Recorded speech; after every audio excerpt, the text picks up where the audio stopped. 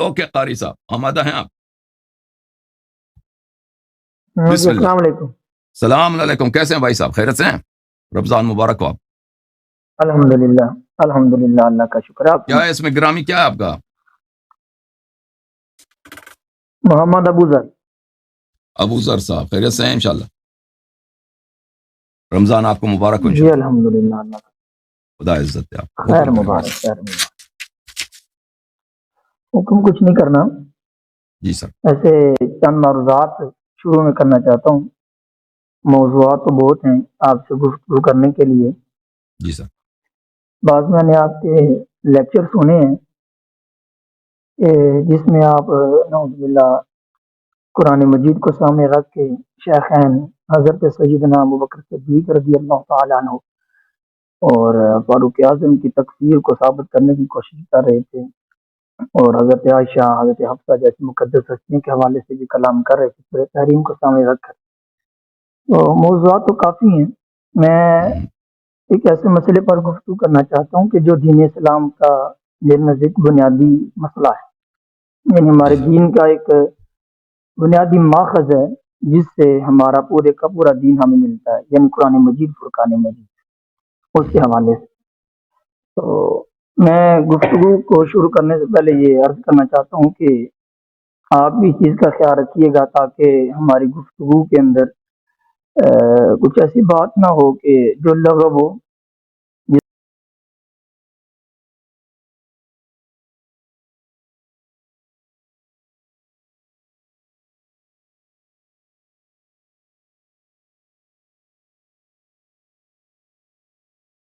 جس کا فائدہ نہ ہو، اور جو ہے وہ ایسے الفاظ کا چناؤ کیا جائے کہ جس سے کسی کی دل آزاری نہ ہو. جی سر. تو میں قرآن کریم کے حوالے سے جو تحریف قرآن کا مسئلہ ہے اس پر گفتگو کرنا چاہتا ہوں میں چند آپ سے.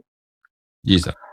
تو گفتگو سے پہلے میں کچھ اصولی باتیں کرنا چاہتا ہوں تاکہ کوئی بھی گفتگو ہوتی ہے اگر اس میں کچھ اصول و ضوابط ہوں تو اس کا فائدہ بھی ہوتا ہے. جو ہمارے سامعین ہیں ان کو بھی سننے کے اندر کچھ فائدہ حاصل اسی وقت ہوگا کہ جب ہم اصول و ضوابط کو سامنے رکھ کے اچھے انداز سے گفتگو کریں. جی جناب. تو میری پہلی بات یہ ہے کہ ہم کچھ وقت رکھ لیں تاکہ ایک دوسرے کی بات ہم ایک دوسرے کو اچھے طریقے سے سمجھا سکیں.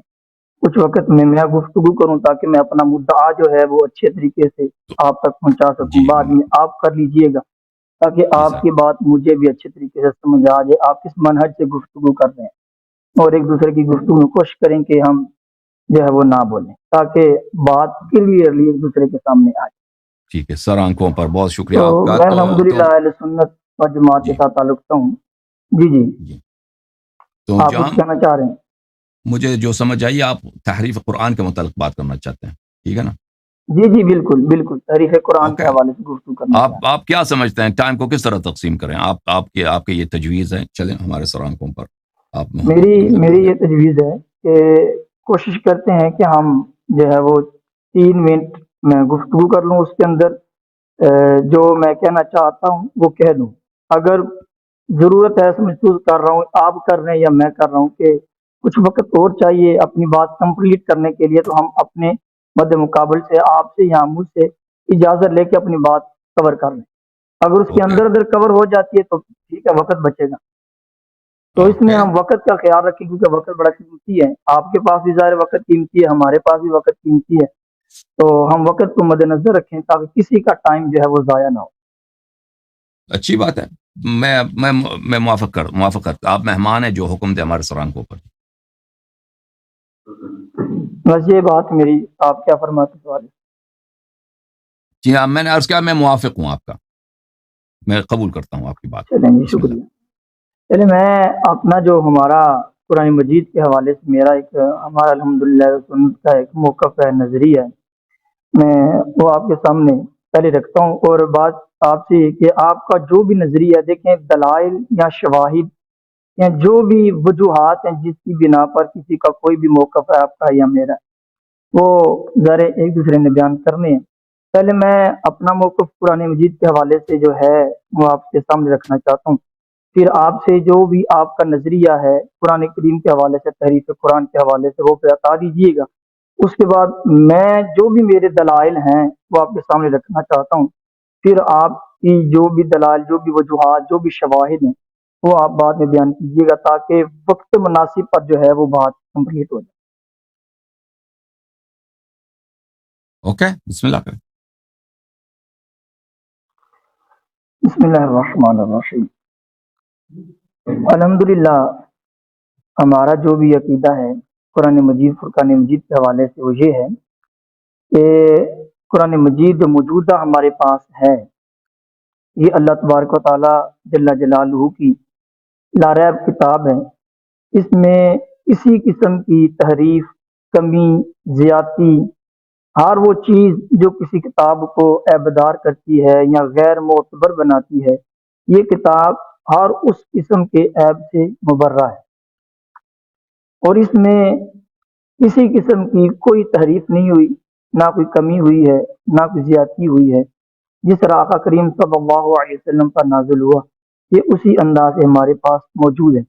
یہی ہمارا موقف ہے اہل سنت و جماعت کا، اور الحمدللہ میرا بھی یہ ہے، اور میں اس کو اپنا ایمان سمجھتا ہوں اور اپنی ایمان کی سلامتی سمجھتا ہوں کہ جو قرآن ہمارے پاس موجود ہے یہ ہر اعتبار سے سلامت ہے، تحریف سے، کمی سے، زیادتی سے یہ محفوظ ہے۔ یہی نظریہ ہے۔ اس کے حوالے سے جو بھی دلائل ہیں،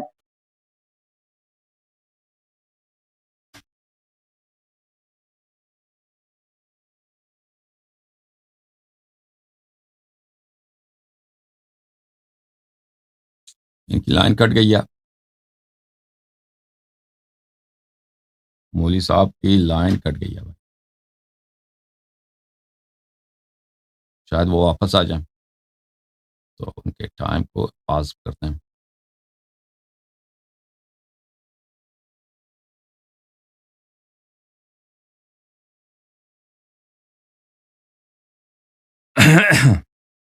وہ گفتگو فرما رہے تھے، ان کی لائن کٹ گئی، اب میں کیا کروں بھائی؟ تو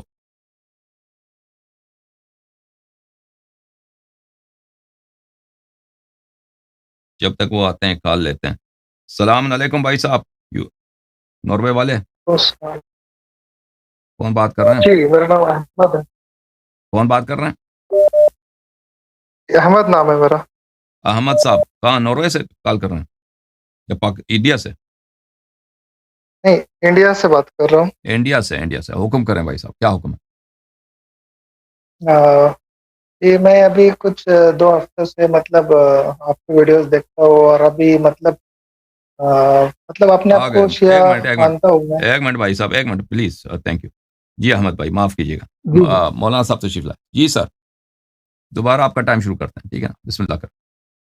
جی اوکے۔ میری پہلی جو میں نے گفتگو کی ہے وہ آپ کو نہیں پہنچی؟ آپ تقریباً 1 منٹ سے کٹ گئے ہیں آپ کی بات۔ آپ نے یہ اچھا کہا چلیں کہ ٹھیک۔ آپ نے یہ کہا قرآن مجید جو ہمارے پاس ہے وہ اسی طرح جو نبی کریم جی صلی اللہ علیہ بالکل، وسلم لے کے آئے ہیں، اور اس میں کوئی ظاہر فرمایا آپ نے کمی بیشی نہیں ہے، اس طرح آپ نے کچھ باتیں کی۔ ہاں بالکل، دو ٹوک الفاظ میں یہ عقیدہ ہے کہ اس میں کوئی کمی بیشی نہیں ہے، نہ تحریف ہوئی ہے الحمدللہ، اور کسی قسم کی کمی زیادتی اس میں نہیں ہے، یہ عقیدہ ہے۔ اور اگر آپ چاہیں تو اس پر جو بھی حوالہ جات یا دلائل جو بھی ہیں وہ پیش کریں، یا آپ اپنا موقف اس کے حوالے سے، تحریف قرآن کے حوالے سے جو بھی ہے آپ وہ بیان کریں، تاکہ بات موضوع جو ہے وہ کلیئرلی ہو جائے، اس کے بعد ہم آگے چلیں۔ دیکھیں ہمارا موقف تو یہ ہے کہ آپ کی کتب کچھ اور کہہ رہی ہیں۔ دیکھیں آپ، ایک بات ہے جو آپ لوگوں کو بتاتے ہیں، آپ کے علماء یا آپ کے مدارس میں آپ کے اساتذہ اپنے شاگردوں کو سناتے ہیں، اور آپ کے مصنفین جو کتابیں عوام کے لیے لکھتے ہیں اس میں بولتے ہیں، اور وہ اور ایک حقائق ہیں جو تاریخ میں لکھی گئی ہیں، روایات میں موجود ہیں صحیح اسانید کے ساتھ، جو عوام کو بتایا جاتا ہے، جو علماء لوگوں کو سناتے ہیں، جو کتب میں لکھتے ہیں موجودہ دور میں، بلکہ کچھ صدیوں سے، وہ اس چیز سے بہت مختلف ہے۔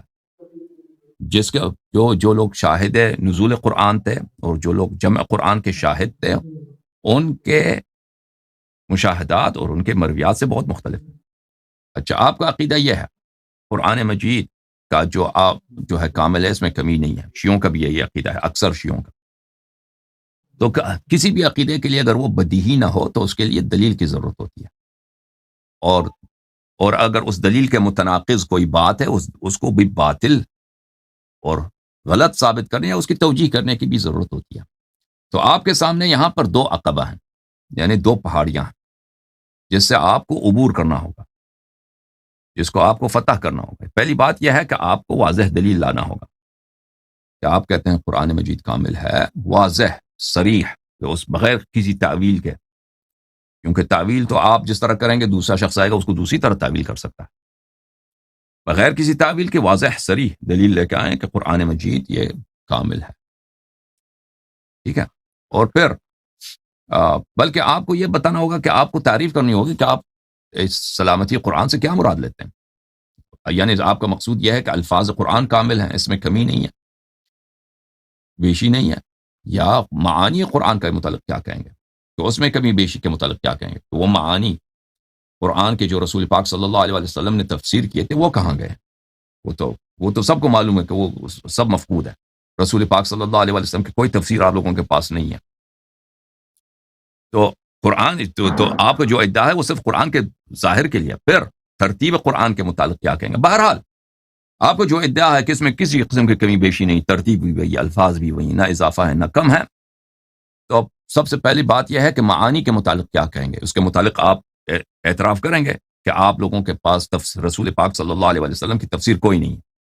الفاظ قرآن اگر مان بھی لیں نا، صرف الفاظ ہیں، تفسیر نہیں ہے. اس الفاظ کی تفسیر میں بڑا اختلاف ہے.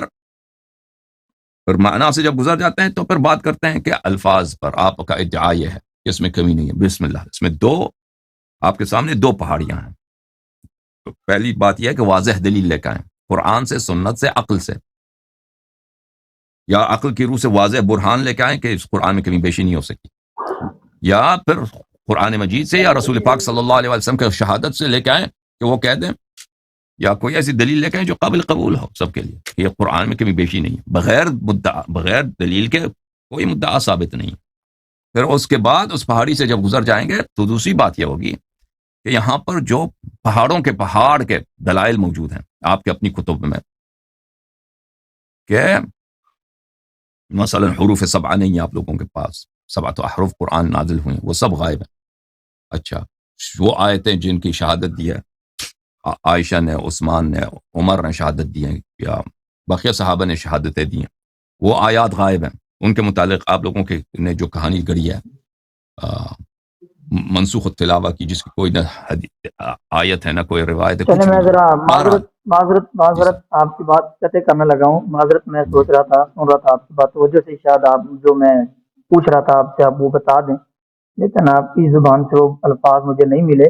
میں نے یہ عرض کی تھی کہ میرا الحمدللہ موقف یہ ہے ہمارا اہل سنت کا کہ ہمارے پاس جو موجودہ قرآن ہے یہ قرآن تحریف سے پاک ہے، نقص سے پاک ہے، زیادتی سے پاک ہے، اور ہر قسم کے اس عیب سے مبرہ ہے کہ جو کسی کتاب کو غیر معتبر بناتا ہے. یہ 2 ٹوک میں نے موقع پیش کیا. تو میں نے یہ عرض کی تھی آپ سے کہ آپ بس 2 الفاظ مجھے یہ بتا دیں کہ جو موجودہ قرآن ہے اس کے متعلق آپ کا نظریہ اور نقطۂ نظر کیا ہے. 2 الفاظ میں یہ بتا دیں.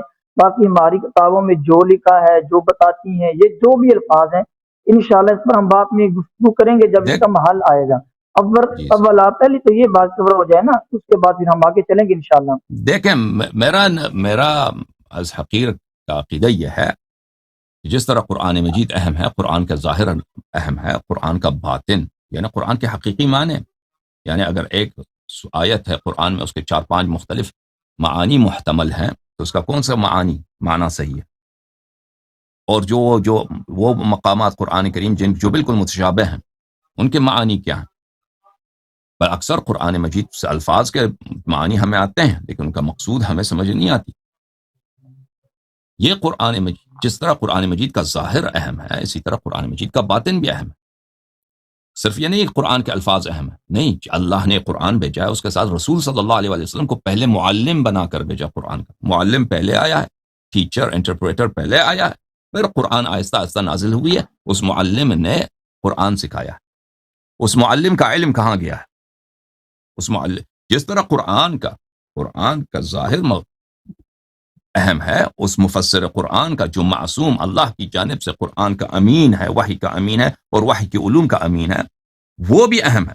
اس طرح نہیں ہے کہ صرف ظاہر قرآن اگر بچ گیا تو یہ بہت شق القمر ہو گیا، نہیں، یہ وہ اس کی اہمیت کمتر نہیں ہے۔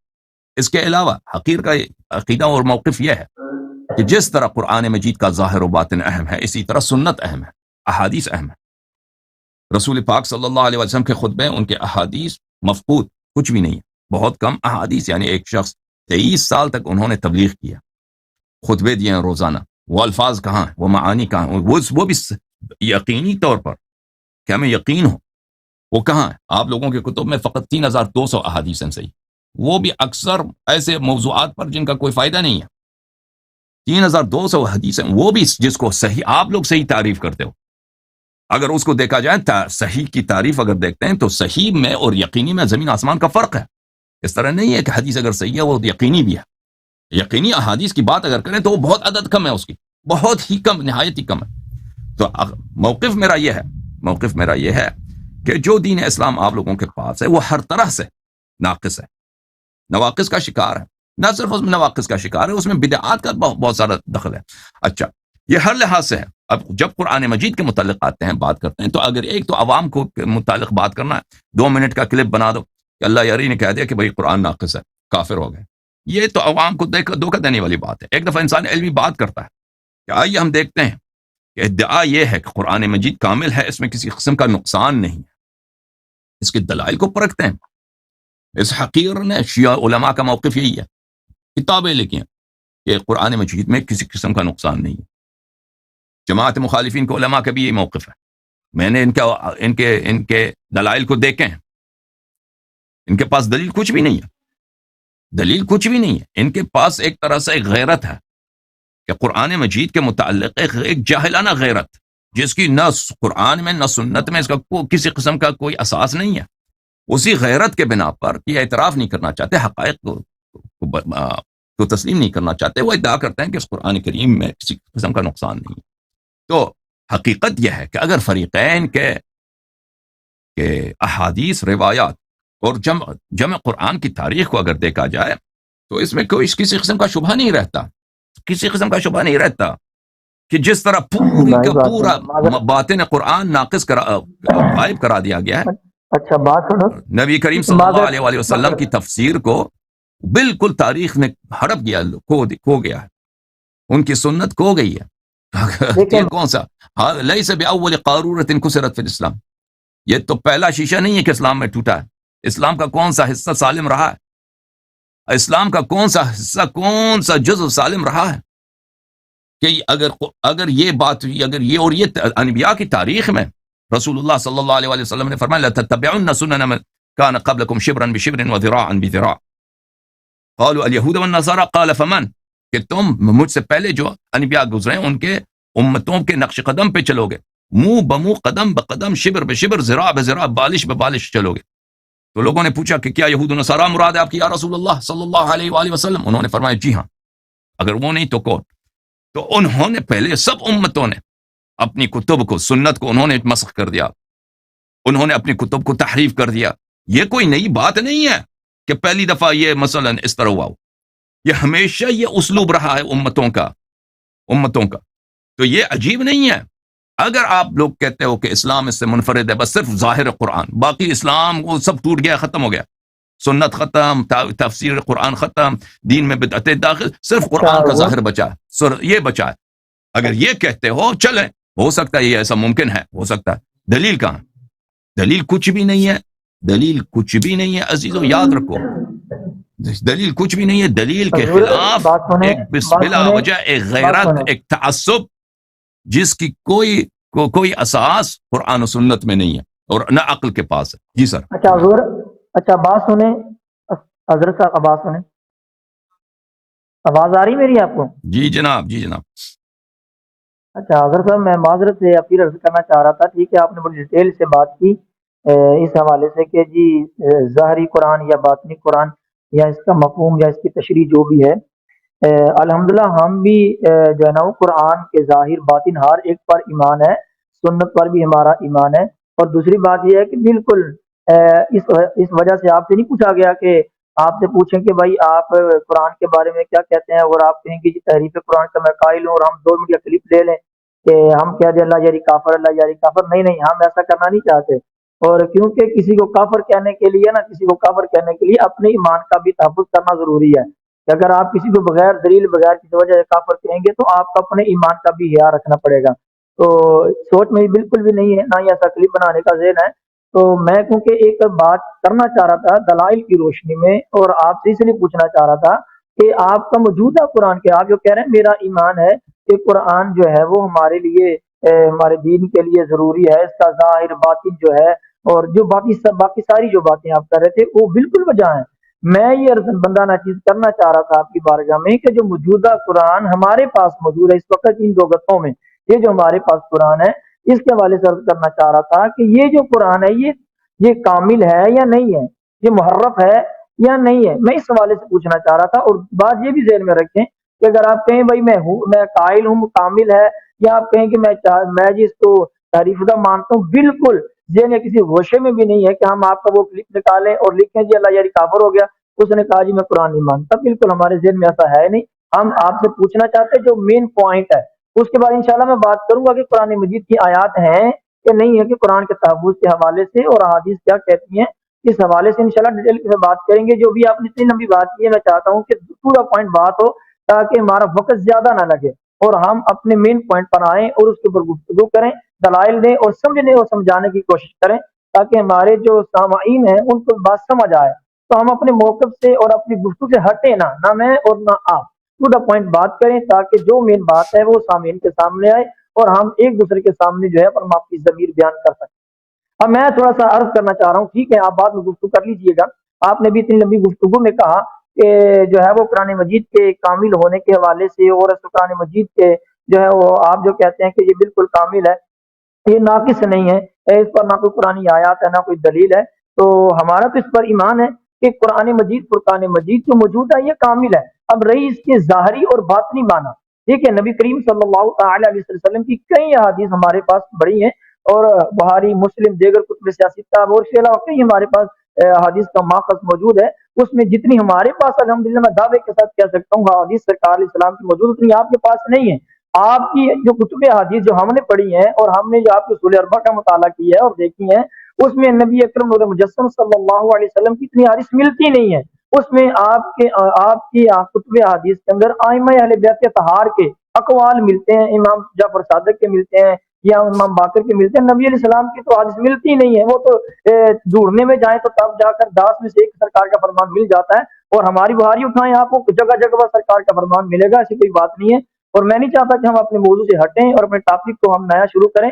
میں آپ کے سامنے چند قرآن مجید کی احادیث آیات طیبات رکھنا چاہتا ہوں کہ جن میں 2 ٹوک میں یہ واضح طور پر بیان کیا گیا ہے کہ قرآن مجید، فرقان مجید جو ہے یہ محفوظ ہے. ٹھیک ہے، اس میں صراحتاً بھی آیات موجود ہیں، دلالتاً بھی آیات موجود ہیں. پہلے میں آیات آپ کے سامنے رکھنا چاہتا ہوں، آپ نے بھی پڑھی ہوگی لیکن میں اپنے دعوے کے اوپر جو ہے اس کو پہلے نمبر پر رکھنا چاہتا ہوں. قرآن مجید کی سورہ ہجر کی آیت ہے، آیت نمبر 9. اس کے اندر اللہ تعالیٰ نے ارشاد فرمایا ہے کہ انا نحن نزلنا الذکر وانا لہ لحافظون، کہ بے شک ہم نے اس ذکر کو نازل کیا ہے اور ہم ہی اس کی حفاظت کرنے والے ہیں. اب اس ذکر میں کیا مراد ہے؟ شاید آپ آگے جا کے کوئی بات کر دیں کہ بھی ذکر سے مراد جو ہے وہ قرآن نہیں یا کوئی اور چیز ہے، اس لیے میں پہلے اس کو کور کرنا چاہتا ہوں کہ اس ذکر سے کیا مراد ہے. کہ قرآن مجید کے اندر اللہ تعالیٰ جل جلالہ نے ایک اور مقام پر سورہ نحل ہے، اس کی اگر آپ نکالیں آیت ہے، آیت ساڑھے نمبر 4 منٹ ہو گئے آپ کے، 44. ساڑھے جی 4 ابھی تو منٹ میں ہو نے گئے. بات ضرور شروع کی ہے، 4 منٹ ہو گئے ہیں. چلیں ٹھیک ہے، ساڑھے میں 4 منٹ ایک ہی آیت، اگر آپ ٹائم دیں، اگر اب اجازت دیں تھوڑی بات کر لوں. اور کی بات کریں، بسم اللہ بسم اللہ.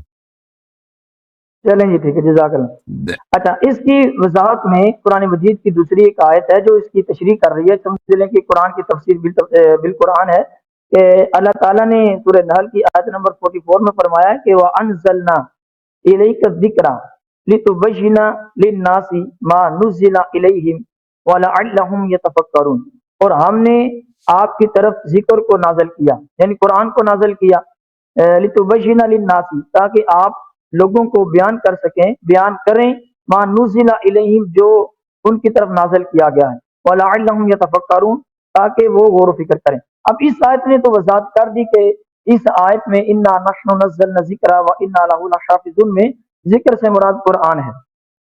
اب اس آیت کا بھی مطلب تو یہی بنا کہ بے شک ہم جو ہے وہ قرآن کی حفاظت کا، ہم نے قرآن کو نازل کیا اور ہم ہی قرآن کی حفاظت کرنے والے ہیں۔ اب اس میں تو اللہ تعالیٰ نے صراحتاً فرما دیا، اور حافظون اس میں تو مطلقاً فرمایا کہ ہم اس کی حفاظت کرنے والے ہیں۔ میں اپنی ہماری کتب تفاسیر تو بڑی پڑھی ہیں کہ اس سے کیا مراد ہے کہ اللہ تعالیٰ قرآن کی حفاظت کرنے والا ہے۔ اس میں تو تفسیر کبیر ہے، تفسیر تبری، دیکھیں ساری کتب حدیث بڑی پڑھی ہیں، لیکن میں آپ کی ہی تفاسیر سے، کتب تفاسیر سے ایک دو حوالہ جات جو ہے وہ آپ کو دینا چاہتا ہوں کہ جس میں کیا ہے، اس میں کیا لکھا ہے۔ آپ کی تفسیر صافی ہے، اس کی جلد نمبر 1 ہے، صفحہ نمبر اس کا 898 ہے، مطبوع تہران ہے۔ اس کے اندر اسی آیت کے تحت لکھا ہے انا نحن نزلنا الذکر، اس کے تحت لکھا ہے نیچے جا کے کہ وانا لہ لحافظون، کے تحت لکھا ہے کہ بے شک ہم اس کی حفاظت کرنے والے ہیں، من التشریفی والتغییری والزیادتی والنقصانی، کہ ہم اس کی تحریف سے، تغییر سے، زیادتی سے اور نقصان سے، یعنی کمی سے حفاظت کرنے والے ہیں۔ اب اس میں اللہ تعالیٰ اسی طرح آپ کی تفسیر قمی ہے، اس میں بھی اسی طرح لکھا ہے، اس میں تو واضح طور پر لکھا ہے کہ قرآن مجید، فرقان مجید کی آیت کے تحت کہ اس سے حافظون سے کیا مراد ہے۔ اس میں تو واضح لکھا ہے کہ اس سے مراد یہ ہے کہ ہم اس قرآن کی حفاظت کرنے والے ہیں، اس میں تحریف نہیں ہونے دیں گے، کیونکہ فرمایا کہ اللہ تعالیٰ فرماتا ہے کہ لا یأتیہ الباطل من بین یدیہ ولا من خلفہ تنزیل من حکیم حمید، کہ قرآن کے سامنے اور پیچھے سے باطل اس میں داخل نہیں ہو سکتا۔ اس سے مراد ہے کہ قرآن میں کوئی باطل نہیں ہے، سب حق ہے اور حق تعالیٰ کی طرف سے آیا ہے۔ تو یہ آپ کی دو تفسیر کی کتابیں میں نے جو ہے وہ آپ کے حوالے کے طور پر پیش کی ہیں کہ اس میں اس آیت کے ترجیح لکھا ہے کہ قرآن تحریف سے، زیادتی سے، کمی سے اور جو ہے وہ نقصان سے بالکل جو ہے وہ محفوظ ہے، کیونکہ اللہ تعالیٰ نے اس کی حفاظت کا ذمہ لیا ہے، اور اللہ تعالیٰ نے وعدہ کیا ہے کہ بھائی ہم اس کو نازل کرنے والے ہیں اور ہم اس کی حفاظت کرنے والے ہیں۔ اور قرآن میں اللہ تعالیٰ دوسری جگہ پر فرماتا ہے کہ ان اللہ لا یخلف المیعاد، کہ بے شک اللہ تعالیٰ جو ہے وہ وعدے کی خلاف ورزی نہیں کرتا۔ اب اس کے علاوہ اور بھی آیات تھی، لیکن میں وقت کی نزاکت کو سامنے رکھتے ہوئے ان کو پیش نہیں کر سکا، اور نہ ہی کر رہا ہوں، ابھی موقع ملا تو پھر انشاءاللہ آگے پیش کروں گا کہ ان جیسی آیات کی روشنی میں ہمارا تو ایمان ہے کہ اللہ تعالیٰ نے کہا کہ ہم اس کو اتارا ہے، ہم اس کی حفاظت کرنے والے ہیں، اور کتب تفاسیر ساری بری پڑی ہیں کہ تحریف سے، زیادتی سے، کمی سے، نقصان سے اللہ حفاظت کرنے والا ہے، اور اللہ اپنے وعدے سے خلاف ورزی نہیں کر سکتا۔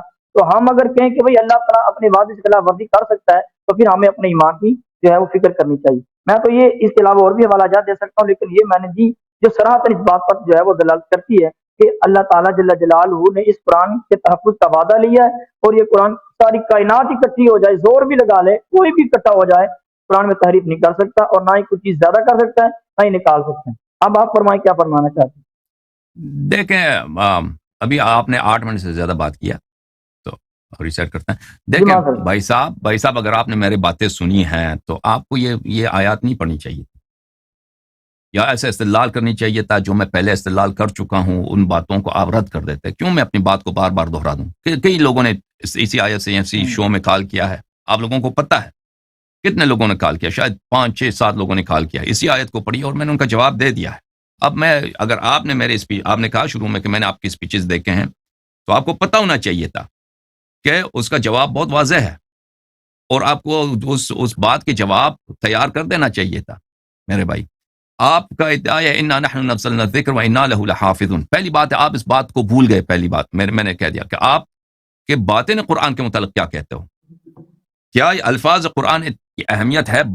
باطن قرآن کی، معانی قرآن کی اہمیت نہیں ہے۔ ایک کتاب جس کا معنی متنازع ہے، اس کا معنی متنازع ہے۔ رسول پاک صلی اللہ علیہ وآلہ وسلم کے زمانے میں اس کے معنی متنازع نہیں تھے، جس وقت وہ مکے میں تھے، جس وقت وہ مدینے میں تھے، جس طرح وہ تفسیر کرتے وہی فصل الخطاب ہے، ٹھیک ہے نا۔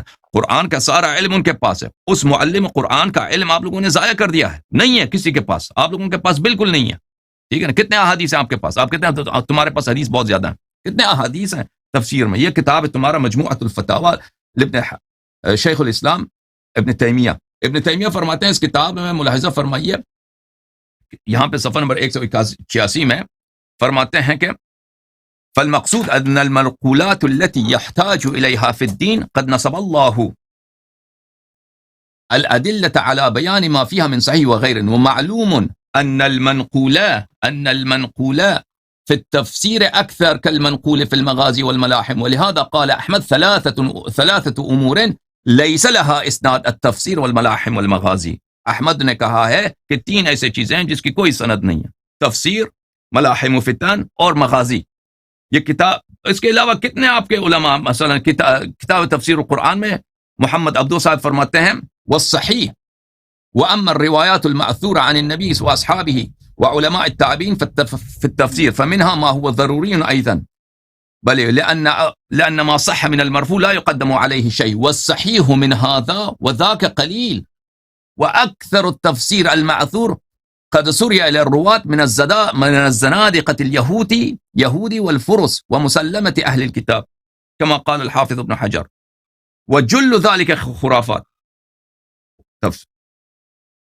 کہتے ہیں کہ تفسیر ہمیں ہمارے پاس رسول پاک صلی اللہ علیہ وسلم کے احادیث، صحابہ کے اقوال اور تابعین کے اقوال ہیں، اور یہ کہتے ہیں اس میں سے صحیح بہت کم ہے، یعنی سب کو ملا کر یعنی صرف رسول صلی اللہ علیہ وسلم کی لے لیں تو بہت کم ہے. رسول صلی اللہ علیہ وسلم کی صرف لے لیں، ان کے پاس 30 حدیث بھی نہیں ہے تفسیر میں، 30 حدیث بھی نہیں ہے، اور یہ کہتے ہیں ہمارے پاس حدیث زیادہ ہے. وہ سب رسول صلی اللہ علیہ وسلم کا، صحابہ کا، تابعین کا لے لیں، سب ملا دیں، اس میں سے صحیح بہت کم ہیں، اور اکثر یہ واضح طور پہ اکثر وہ خرافات ہیں، یہود و نصارہ کے اقوال ہیں. ٹھیک ہے نا؟ تو پہلی بات یہ آپ بات کریں یہاں پہ، اگر تحریف قرآن کے متعلق بات کرتے ہیں، قرآن میں کمی بیشی کی بات کرتے ہیں، جس طرح قرآن کا ظاہر اہم ہے، اس کا قرآن کا باطن اہم ہے، اس کو کیوں آپ بھاگتے ہو، کیوں آپ اس کو ٹچ نہیں کرتے؟ کم از کم اعتراف کرو کہ یہ ہم سے ضائع ہو چکا ہے، ہم مان یہ نقصان مان لو. ایک منٹ، آپ نے 8 منٹ بات کیا نا، 8 منٹ بات کیا آپ نے، اس کو مان لو. میں نے اس کے متعلق آپ بات کرو کہ کیوں آپ نے اس کو چھوڑ دیا. اگر وہ حدیث آپ کے پاس ہے، ہمیں دکھاتے کیوں نہیں؟ پھر آتے ہیں کہ قرآن مجید میں کمی نہیں ہے. انا نحن نزلنا الذکر وانا له لحافظون. میں نے ان کی خدمت میں بارہا عرض کیا مفسرین، اور میں نے ابھی شروع میں انہوں نے آ کے استدلال کیا، میں نے سے کہا اب ایسی دلیل لے کے آئیں جس میں تعویل کی ضرورت نہ ہو، صریح ہو، متشابہ نہ ہو. دیکھیں اگر ایک چیز متشابہ ہے وہ حجت نہیں ہوا کرتی، اس سے استدلال نہیں کیا جا سکتا. انا نحن نزلنا الذکر، انہوں نے ثابت کیا اپنے ذہن میں کہ ذکر سے مراد قرآن ہے، چلو مان لیا قرآن ہے. آپ کے مفسرین وہ جنہوں نے کہا ہے کہ یہ آیت ہے قرآن کی تحفظ پہ دلالت نہیں کرتی، انہوں نے سب مانا ہے کہ ذکر سے مراد قرآن ہے، لیکن وہ کہتے ہیں لہو وَإِنَّا لَهُ لَحَافِظُونَ. لہو جو ہے پلٹتی ہے رسول صلی اللہ علیہ وسلم کی طرف. میری بات کو اچھی طرح سے سن لیں. اگر آپ چاہتے ہیں اس آیت سے قرآن کے محفوظ ہونے کی پہ دلیل لائیں تو آپ کو ایسا دلیل لانا ہوگا کہ ثابت کرنا ہوگا کہ یہ لہو رسول صلی اللہ علیہ وسلم کی طرف پلٹنا اس کا ناممکن ہے. ہم نے قرآن نازل کیا ہے اور اپنے رسول صلی اللہ علیہ وسلم کی حفاظت کرتے ہیں. آپ کو پتا ہے مرجع ضمیر یا تو مذکور ہوتا ہے یا مرجع ضمیر حضور ذہنی ہوتا ہے، جو ذہن میں حاضر ہوتا ہے. ذالک الکتاب لا ریب فیہ ھدی للمتقین. ذالک یہ مشار الیہ، ذالک کس کی طرف جاتا ہے؟ قرآن کی طرف جاتا ہے. اس آیت سے پہلے، ذالک سے پہلے قرآن کا ذکر نہیں ہے. یہ اشارہ کرتا ہے وہ قرآن جو قاری کے ذہن میں ہے، جو تلاوت کرنے کے والے کے ذہن میں اور جو پڑھنے والے کے ذہن میں، کہ اسی قرآن کو پڑھ رہا ہے. ذالک الکتاب لا ریب فیہ. ٹھیک ہے نا؟ مرجع ضمیر کے لیے لفظاً مذکور ہونا ضروری نہیں ہے، یہ علماء صرف نحو پڑھتے ہیں بہت جانتے ہیں. تو آپ کو دلیل لانا ہوگا، اپنے استدلال کے لیے ثابت کرنا ہوگا کہ یہ ذالک، یہ انا لہ لحافظون، یہ رسول صلی اللہ علیہ وسلم اس کا پلٹنا ناممکن ہے. اور پھر یہ انا نحن نزلنا الذکر، اگر ایک جگہ پہ قرآن میں ذکر قرآن مجید کے معنوں میں آیا ہے، اس کا ضروری نہیں ہے کہ ہر جگہ، کیونکہ ذکر کا لفظی معنی قرآن نہیں ہے. اگر ایک جگہ اس سے مراد قرآن ہے، اس کا مطلب یہ نہیں کہ ہر جگہ مراد اس سے قرآن ہے. تو یہ کہاں سے لیتے ہو؟ تم اقبال کے اشعار پڑھو، تم غالب کے اشعار پڑھو. اگر وہ مجازن مثلا ایک جگہ دروازے سے مراد کچھ لیتے ہیں، مثلا دروازہ لیتے ہیں یا پنجرہ کہتے ہیں، لفظ پنجرہ یا لفظ دروازہ یا لفظ پرندہ، اس سے مجازن ایک معنی لیتے ہیں، اس کا مطلب یہ نہیں ہے کہ ہر مقام پر بھی اس کا معنی وہی ہوگا. یہ بہت واضح ہے، جو شخص ادب سے، تفسیر سے واقفیت رکھتا ہے اس میری بات کو اچھی طرح جانتا ہے. پھر اگر آپ کہتے ہیں کہ بھلے اللہ تعالیٰ نے ذمہ لیا ہے تو ذمہ لیا ہے اس قرآن مجید کا، تو قرآن مجید کے معنی کا اللہ تعالیٰ نے کیوں، وہ بھی تو قرآن ہے، وہ تو کسی قرآن کے معنی ہیں، وہ کیوں ضائع ہو گیا ہے، وہ کیوں نہیں بچا ہے، وہ کہاں ہے؟ پھر میں آپ کی خدمت میں عرض کروں کہ اگر یہ قرآن مجید، آپ لوگ خود، ہمارا تو عقیدہ نہیں ہے اس پہ، خود تم لوگوں نے کہا قرآن مجید 7 حروف پہ نازل ہوا ہے، 7 حروف، تم بتاؤ کہ یہ 7 حروف کیا ہیں، اور وہ 7 حروف کہاں ہیں پھر؟ اب وہ تو اللہ کی جانب سے، آپ کی کتب میں متواتر روایات موجود ہیں، آپ نے کہتے ہو کہ اللہ نے ذمہ لیا، تو 7 حروف سے مراد کیا ہے اور وہ کہاں ہے، ہمیں دکھاؤ اگر اللہ نے ذمہ لیا، ٹھیک ہے نا؟ پر یہ 2 سوال آپ سے ہیں، 3 سوال آپ سے ہیں، قرآن کے باطن کے متعلق کم از کم اعتراف کر لو وہ نقصان، وہ ضائع ہو چکا ہے، کیا ہمیں دکھاؤ۔ پھر اس کے بعد لہو، انا لہو لحافظون، لہو، اس کا ہم حافظ ہیں، دلیل بتاؤ کہ ناممکن ہے، مستحیل ہے، ناممکن ہے، محال ہے کہ اس سے مراد رسول اللہ صلی اللہ علیہ وسلم، یہ آپ سے کبھی نہیں ہو سکے گا، یہ اس کا جواب۔ تیسرا، ہمیں دکھاؤ حروف 7 سے مراد کیا ہے اور حروف 7 آج کہاں ہے، اس سے ہمیں بتاؤ، پھر یہ آپ کی استدلال تب اس آیت سے تمام ہوگی۔ بسم اللہ کریں۔ میں نے 7 منٹ سے 8 منٹ سے کم تر میں نے بات کی، جس بسم اللہ۔ چلے شکریہ حضور۔ پہلی بات آپ نے جو کی ہے کہ باطن کے حوالے سے، بالکل قرآن کا جس طرح ظاہر اہم ہے، اس طرح قرآن کا باطن بھی اہم ہے۔ اب پہلا میکر آپ نے ہم پر سوال مجھ پر اٹھایا ہے کہ قرآن چلے معنی لفظاً تو موجود ہے، باطن موجود نہیں ہے، وہ آپ لوگوں نے ضائع کر دیا، یعنی آپ کے پاس بالکل نہیں ہے۔ جو 1-2 حوالہ جات آپ نے ابن تیمیہ کے دیے، تو اس کے حوالے سے آپ نے بات کی، ایک دور کے حوالے سے آپ نے بات کی کہ اگر ہمارے پاس بالکل مثال کے طور ہم نے ضائع کر دیا باطن، میرا چھوٹا سا سوال یہ ہے کہ چلے ہم نے ضائع کر دیا، آپ کے پاس کتنا ہے؟ آپ کی کتابوں کو اگر دیکھیں تو آپ کے پاس جو کتابیں، آپ کی روایات، آپ کے آئمہ کی ہیں نا، اس حوالے سے ذرا مجھے مزید اس میں حوالہ جات کی ضرورت تو نہیں ہے، ماشاءاللہ آپ اپنی کتابوں کا مطالعہ کر بیٹھے ہیں، اور آپ کو میں اشارہ بھی کروں تو آپ پہنچ جائیں گے، مجھے امید ہے کہ آپ کے آئمہ نے اس بات کی صراحت بھی کی ہے کہ ہمارے آئمہ کی جتنی بھی مرویات ہیں نا، کوئی ایک ایسی روایت نہیں ہے ہمارے آئمہ کی کہ جس کے مقابل تضاد کی دوسری روایت نہ ہو۔ میں آپ سے یہ پوچھنا چاہتا ہوں، چلے ہم نے بالفرمانا، ہم تو کہتے ہیں ہم نے بات سن لینا، ہم نے جو ہے وہ ضائع کر دیا، لیکن ہم نے ضائع تو نہیں کیا۔ بات ہے کہ آپ کے پاس ہے تو آپ نے کتنا سنبھالا ہے، آپ کے پاس کتنا محفوظ ہے، آپ کے پاس تو آپ جا کے دیکھیں، اپنے اصول اربعہ کو دیکھیں، دیکھ آپ کی جو روایات کی کتابیں کو دیکھیں، آپ کے پاس سرکار کے فرامین کتنے ہیں، چلے ہمارے پاس نہیں، آپ کے پاس کتنے ہیں؟ اور دوسری بات یہ ہے کہ آپ کے جو آئمہ جو ہیں، ہمارے بھی الحمدللہ آئمہ ہی ہیں، آئمہ اہل بیت کی جو اتنی بھی مرویات آپ کے پاس ہیں، اور آپ کے تو آئمہ نے اس کی صراحت کی ہوئی ہے کہ ان کی مرویات جو ہے، ان کے تقابل میں تضاد میں بھی روایات موجود ہے، کوئی ایک ایسی روایت نہیں ہے کہ جس کے تضاد میں کوئی روایت موجود نہ ہو۔ تو آپ کے اندر بھی تو اتنی کھچڑی مچی ہوئی ہے، پہلے آپ بھی تو بتائیں نا، آپ نے کتنا تحفظ کیا ہے باطن کا۔ اور دوسری بات میں میرے آپ بھائی، یہ مجھے کرنا چاہتا اعتراض ہوں ہے آپ کے بات کہ پر، مجھے آپ کے بات پر اعتراض ہے بھائی، آپ جو ہے نا ایک دوسرے موضوع کو چھیڑ رہے ہیں کہ آپ شیعوں کے نہیں، روایات میں میں نہیں چھیڑ اختلاف رہا، ہے۔ میری بات سنیں نہیں نا، نہیں، میری بات پوری ہو لینے دیں، میں آپ جو بالکل، ہے میری بات آپ سن لیں موضوع نا سے نکل حضور، گئے میری میرے بات بھائی، سنیں حضور، میری بات سنیں۔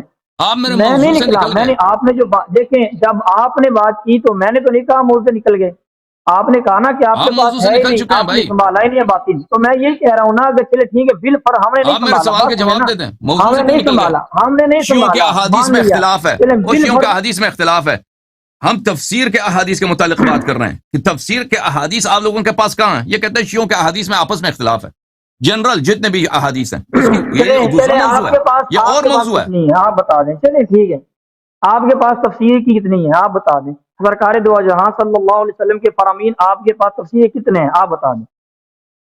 چلے ہم نے تو ضائع کر دی، میں باہر نہیں نکلنا چاہ رہا تھا حضور، میں باہر نہیں نکلنا چاہ رہا تھا، دیکھ، میری بات سنیں، میری بات سنیں، آپ نے آپ نے مان لیا میری کہ آپ بات لوگوں نے سنیں ضائع نا کر دیا، حضور، بات سن آپ اپنا نہیں دکھا سکتے، آپ پوچھتے ہیں کہ شیعوں کے جی پاس کتنا ہے، صحیح مان لیا نا، مان لیا کہ آپ کے پاس نہیں ہے۔ جی، نہیں میری بات سنیں نا، بات ہو لینے دیں، میں نے کہا چلے بال فرض آپ کی ہم مانتے ہیں، اگر ہم نے ضائع کر دیا تو میں آپ سے پوچھنا یہ چاہ رہا تھا کہ اگر ہم نے ضائع کیا ہے آپ کے بقول، ہم تو کہتے ہیں جی الحمدللہ ہم نے ضائع نہیں کیا، دیکھیں اب آپ الحمدللہ ہمارے آئمہ نے جتنا اہتمام کیا ہے نبی کریم صلی اللہ علیہ وسلم کی احادیث جو ہیں ان کو اکٹھا کرنے کا، کہاں ہے وہ وہ؟ الحمدللہ موجود ہے کتابوں میں، آپ ہنسے نا، چلیں ٹھیک تو ہے، کیا آپ پھر وہ طول دے دیں گے گفتگو کو.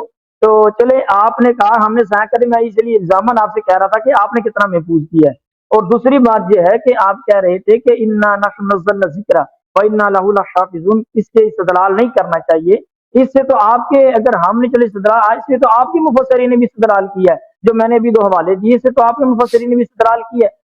ٹھیک ہے. اور دوسری بات یہ ہے کہ میں ویسے اگر عقلاً، ٹھیک ہے، میرا ایک سوال ہے آپ سے، اگر عقلاً قرآن، اللہ تعالیٰ نے قرآن کو نازل کیا، اور اس کے حوالے سے اللہ تعالیٰ نے ایک نہیں کئی جگہوں پر فرمایا کہ اللہ تعالیٰ نے سورہ بنی اسرائیل کے اندر فرمایا کہ ان ھذا القرآن یہدی للتی ہی اقوم ویبشر المؤمنین الذین یعملون الصالحات ان لہم اجر کبیرہ. اللہ تعالیٰ نے فرمایا کہ یہ قرآن جو ہے اس راستے کی رہنمائی کرتا ہے جو بالکل سیدھا راستہ ہے. یہ قرآن میں اللہ نے فرمایا.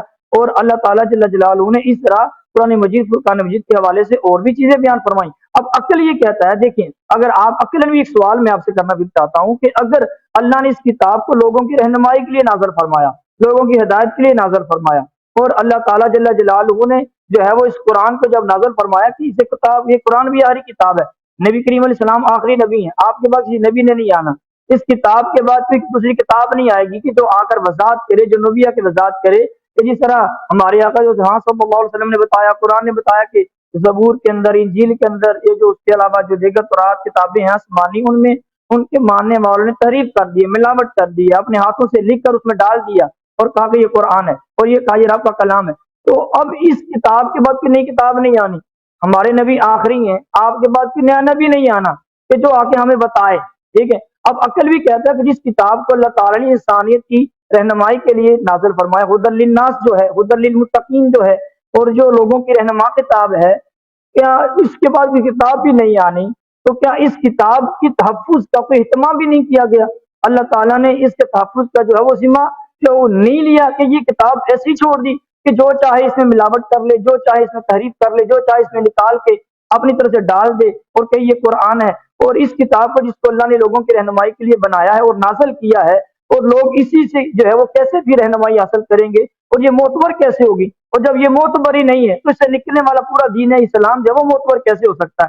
تو یہ عقل بھی اس چیز کو جو ہے وہ مانتی نہیں ہے کہ آخری کتاب ہو اور جس کو اللہ نے انسانیت کی رہنمائی کے لیے نازل کیا ہو، اور اس کتاب کا جو ہے وہ اہتمام بھی نہ کیا گیا ہو تحفظ کا، اور اس کی جو ہے وہ درستی کے لحاظ سے، اس کی جو ہے وہ ہر اعتبار سے حفاظت کے لحاظ سے اہتمام بھی نہ کیا گیا ہو.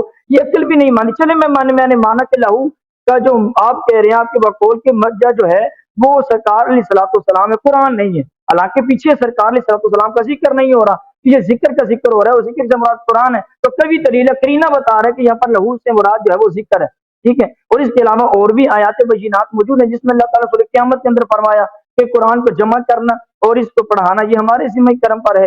اور اس کے علاوہ اور آیات کے اندر بھی اللہ تعالیٰ نے یہ ارشاد فرمایا. تو یہ آیات جو ہیں اس بات کو سمجھ بتاتی تو ہیں کہ یہ وہ کتاب ہے کہ جس کے تحفظ کا اللہ نے اہتمام کیا ہے، کوئی اپنی طرف سے اسے نکال نہیں سکتا، نہ ہی ڈال سکتا ہے. تو یہ آیات اور عقل بھی اس چیز کو ماننے پر مجبور ہے کہ ہم اس کتاب کو جو ہے وہ محفوظ مانیں. اگر محفوظ نہیں مانیں گے تو آپ بتائیں مجھے، ہم تو اسلام کو مانتے ہیں، کوئی مستشرق اٹھ کر یا غیر مسلم کے کہے کہ بھائی آپ کے دین اسلام کا جو بنیادی ماخذ قرآن ہے، وہ قرآن ہی جو ہے وہ محفوظ نہیں ہے اور وہی معتبر نہیں. پھر تو جب وہ معتبر نہیں تو اسے نکلنے والا آپ کا دین کیسے معتبر ہو سکتا ہے؟ پھر کس کی تبلیغ کر رہے ہیں؟ تو اگر کوئی غیر مسلم اٹھ کے آپ سے کہے تو کیا کہیں گے آپ؟ تو میرے بھائی ہم کہتے ہیں کہ قرآن، ہاں، یہ جو ہمارے پاس ہے یہ محفوظ ہے. اب اس کی تشریحات، اس کی تفسیرات جو ہیں وہ ہمیں احادیث سے ملیں گی، اور احادیث میں نبی کریم صلی اللہ تعالی علیہ وسلم کی اقوال بھی ملیں گے، اور آقا کریم صلی اللہ علیہ وسلم کا جو فیض آپ کے صحابہ، آپ کی اہل بیت طہار کی امت کو پہنچا، تو کیوں سرکار علیہ الصلوۃ والسلام نے جو ہے وہ اپنے صحابہ کو، اپنی اہل بیت طہار جو ہیں ان کو امت کے لیے رہنما بنایا ہے. تو اب اگر ہم کہیں کہ بھئی یہ محفوظ ہی نہیں، ٹھیک ہے، اور اس کے علاوہ جو ہے وہ یہ سایہ ہو چکا ہے، اس کے اندر کچھ ایسی ہے ہی نہیں، تو پھر مجھے آپ بتائیں ہم اپنا ایمان کیسے محفوظ رکھ سکتے ہیں اور کسی غیر مسلم کو دین کی تبلیغ کیسے کر سکتے ہیں جب وہی ہم سے یہ بات کہ بھئی آپ کی بنیادی کتاب بھی معتبر نہیں، کوئی محفوظ نہیں، تو آپ کا دین کیسے محفوظ ہو سکتا ہے؟ تو یہ عقل بھی نہیں میرے پیارے بھائی مانتی. عقلاً نقلاً دونوں چیزیں یہ بات جو ہے وہ سمجھنے کے لحاظ سے موجود ہیں کہ بھئی قرآن محفوظ ہے.